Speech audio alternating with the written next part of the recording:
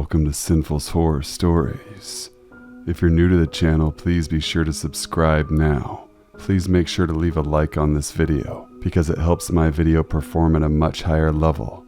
I truly appreciate all the comments of support and encouragement throughout the years. Let's make 2022 a biggest year yet on this channel. P.S. Happy Valentine's Day. Sit back, relax, enjoy, stay sinful. When I was 18, my boyfriend Jake, who was 21, and I spontaneously decided to go to Canada to go bar hopping. It was a few hours away from our home, so we made the trip. After getting settled in the hotel, we went to the first bar. We had a drink, then went in search of a new bar.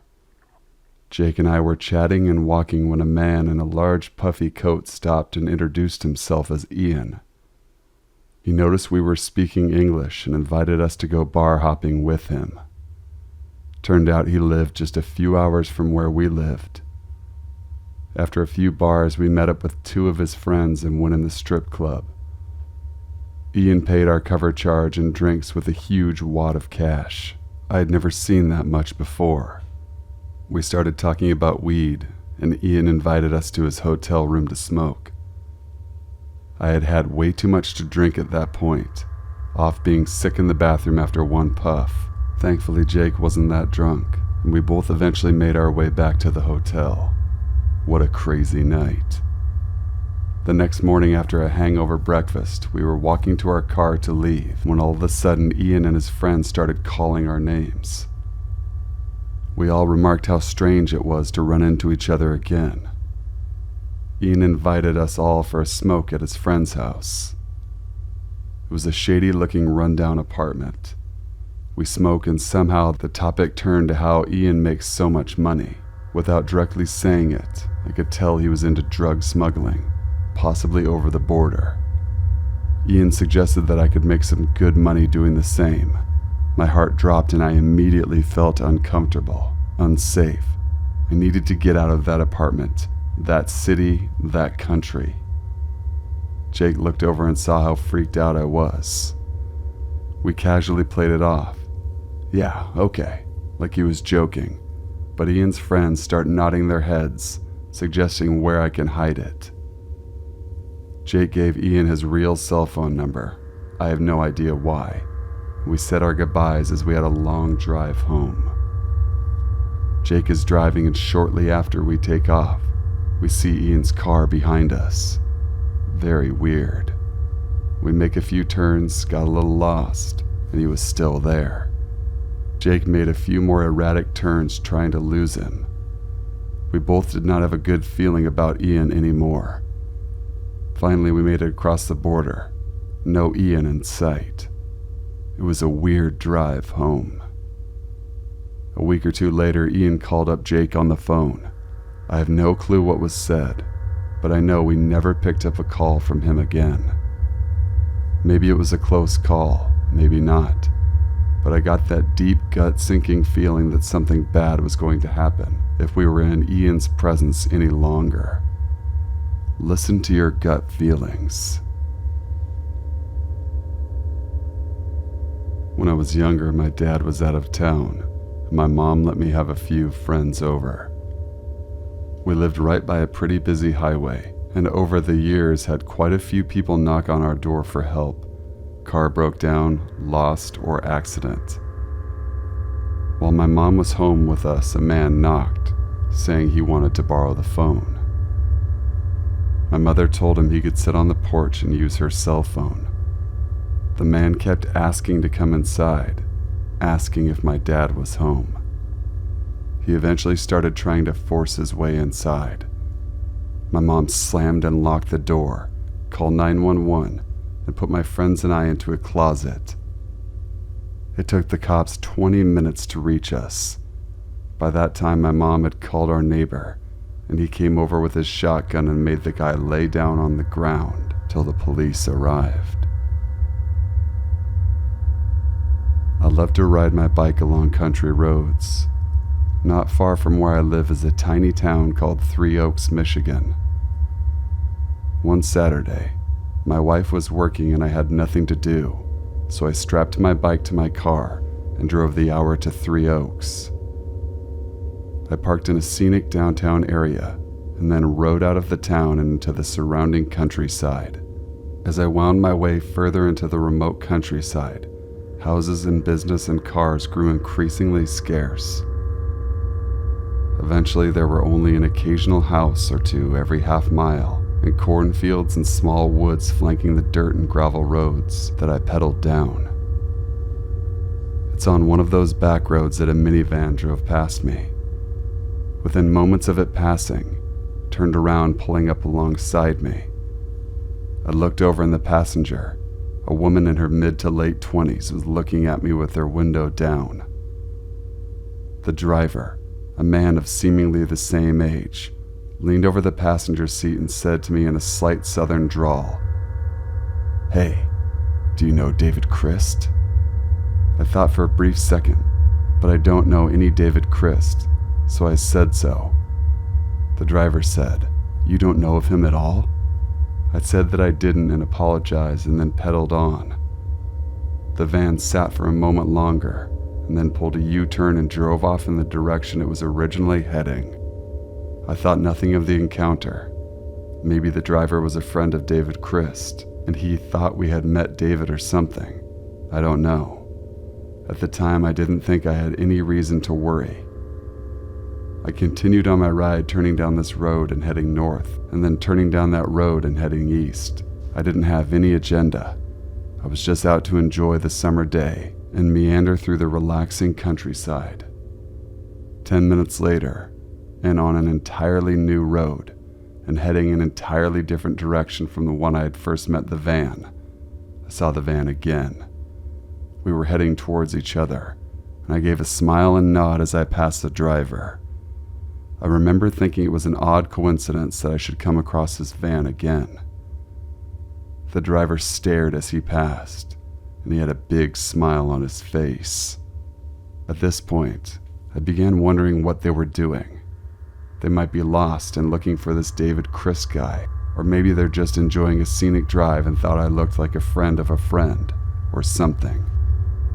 I didn't know, but at that point I was starting to think about the situation a little more critically. It's at that time that I realized exactly how remote of an area I was. I peered down the road I was on and didn't see a house on its entire length. I was flanked by a cornfield on one side and a forest on the other. I looked over my shoulder and saw the van slowly driving down the road away from me. It couldn't be a coincidence that I came across this van 3 times now, not with me taking random roads heading different directions. It made no sense why anyone driving would take that same maze of roads. The only thing they could have been doing was just driving around, maybe a pleasure drive, but why would they stop me and ask that same question twice? It was quite strange, and I was beginning to become a little concerned. Apparently, somehow David Christ had gotten out of prison, or maybe he was never convicted, as I couldn't find any articles about sentencing in less than 2 years after stabbing a guy for some reason he made his way to Michigan. Why was he driving along these back roads? Who was the woman in the passenger seat? And why the hell did he keep asking if I knew of him? When I was 14, my parents left me alone overnight for the first time. I grew up in a small farming community, so my parents really had nothing to worry about. They left and I decided to take an awesome bubble bath, paint my nails like all girls everywhere. While I was in the bath, I heard our back door open. I thought I was hearing things, and besides, I had locked all the doors per my mom's orders, but then I heard the kitchen floor's squeaky spot. I didn't know what to do. I just went under the bubbles and left my head out. I saw 2 shoes through the crack between the door and the floor. I could hear a person breathing. They stood there for about 30 seconds and then walked away. I heard the door slam, but I didn't move. I just stayed there until the water was freezing and cried. Then I got out, called my grandma and checked the doors. The back door was unlocked, and the lock hadn't been messed with or broken. Later that week, we learned that a man was breaking into farmhouses. My female friend's dad once answered the door late one night, like 11 p.m. or so. There's a weird man asking for directions to the main road. Her dad usually works nights, but on this rare occasion he'd taken the night off. So, he told him the route, and the weird man thanked him and went off, but in the opposite direction. He'd seemed quite nervous and jittery, which is odd, but what's even weirder is he's known in the area. He lived there years. He wouldn't need to ask directions to the main road. Anyway, it was revealed in the news that on the same night, he'd broken into a house and violently raped a woman and her daughter, and later tried to sexually assault another woman in the street. But a passerby managed to help her get away. This was after he called at my friend's house. So he'd gone there, then went off in the wrong direction, tried to rape someone. Now, my friend's family was having a lot of drama at the time. Her mom was a nutcase alcoholic, and the whole street knew that she'd been sent to rehab. With her dad working nights, it's likely that weird rapey man knew my friend would be home alone. We think she had a very close call with that one. My mom was kidnapped, blindfolded, taken to a dark place she still isn't sure was even a man-made structure, and then tied to a chair. The guy that took her kept talking to her the entire time. She has never told me details except that the man was crazy.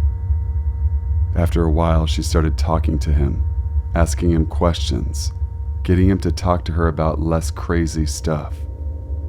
She isn't sure how long this went on, just that it was a very long time. After quite some time, the man, whom she never saw directly or recognized the voice of, told her, "I don't know why, but I need to let you go." My guess is that she humanized herself enough to him so that he couldn't go through whatever it was he had initially kidnapped her for. He loaded her back up in the car and dropped her off, still blindfolded, at a convenience store up the road from where she lived, told her to count to 1,000 before taking the blindfold off. Then he left.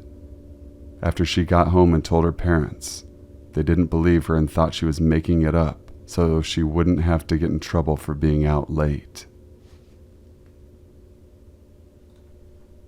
When I was about 9 or 10, my older brother and I had a few friends over to stay the night. My dad had to work the next day, so we were all left at the house by ourselves for the day. We were excited to play PlayStation all day on our Saturday off. Well, my dad worked late that night until probably 8 or 9 p.m. As soon as the sun went down, we went into one of the rooms upstairs to play Uno. Fast forward 30 minutes and we start hearing footsteps slowly walking up the wooden stairs. My dad wasn't going to be home for another 2 hours, so we didn't know who it was. There were 4 of us. Me, my brother, my friend, and his friend. We would take turns walking out of the room to see what it was, but before we could look down the stairs, we would hear what sounded like someone running down the stairs as fast as they could, so they wouldn't be seen. This continued for 2 hours, ending with all of us huddled in the room upstairs, with the door wedged shut with a chair until my dad got home. None of us were really believers in anything paranormal, but a child's imagination is a crazy thing. Now, 15 years later, I still don't know what to make of it, but every one of us heard those footsteps walking up those dark stairs. I bring it up to my friend whom I still am friends with, and he remembers it just as vividly as I do. It creeps me out just thinking about it. Thank you guys for watching the video until the end. Please be sure to subscribe now, leave a like on the video, and share your stories at thesinfulsavant@gmail.com. The link to my email is in the description box below as well. Till we meet again, stay sinful.